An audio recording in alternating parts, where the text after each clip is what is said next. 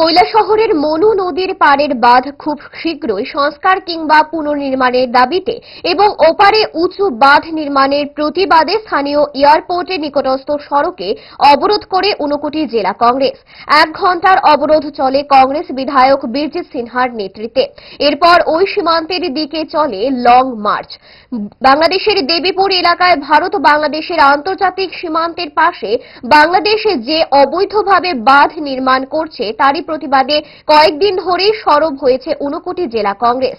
কৈলাসহর থেকে কুমারঘাট রাস্তা অবরোধ শত শত দলীয় কর্মী সমর্থকরা সামিল হয়েছে। রাস্তা অবরোধের নেতৃত্বে বিধায়ক বীরজিৎ সিনহা ছাড়াও উপস্থিত ছিলেন ঊনকোটি জেলা কংগ্রেসের সভাপতি মোহাম্মদ বদরুজ্জামান, প্রদেশ কংগ্রেসের সাধারণ সম্পাদক রুদেন্দ্র ভট্টাচার্য সহ আরো অন্যান্যরা। শনিবার সকাল 10টা থেকে এই রাস্তা অবরোধ শুরু হয়েছে।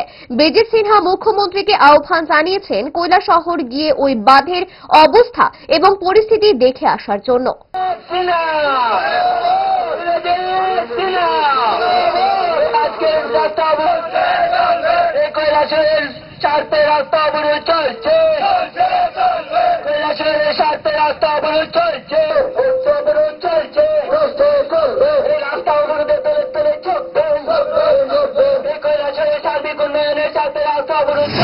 যাই হোক, আমরা একটা টাইমও দিয়েছি 15 দিনের মধ্যে সরকারকে, রাজ্য সরকারের হোক আর ভারত সরকারকে, এটা আন্তর্জাতিক সমস্যা। এই সমস্যা একটা আন্তর্জাতিক সমস্যা। বাংলাদেশ বাঁধ নির্মাণ করে ভারতের বিরুদ্ধে, আমাদের ত্রিপুরার মানুষের বিরুদ্ধে, কৈলাসহর মানুষের বিরুদ্ধে যুদ্ধ ঘোষণা করেছে। এবং প্রধানমন্ত্রী, স্বরাষ্ট্রমন্ত্রীকে আমি অনুরোধ রাখবো চুপচাপ থেকে যাতে না থাকে, ইমিডিয়েটলি যাতে এটা বিহিত ব্যবস্থা করে। এত সাহস!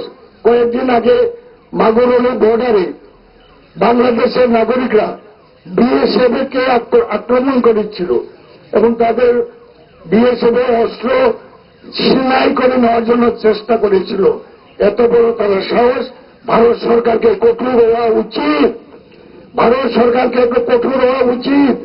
মনে নেই শিলংয়ের বর্ডারে, মেঘালয়ের বর্ডারে আমাদের 9 জন 11 জন বিএসএফ কে গুলি করে হত্যা করেছিল বাংলাদেশের বিডিআর।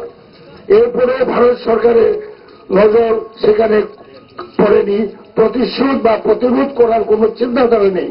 আমাদের এইখানেও হচ্ছে।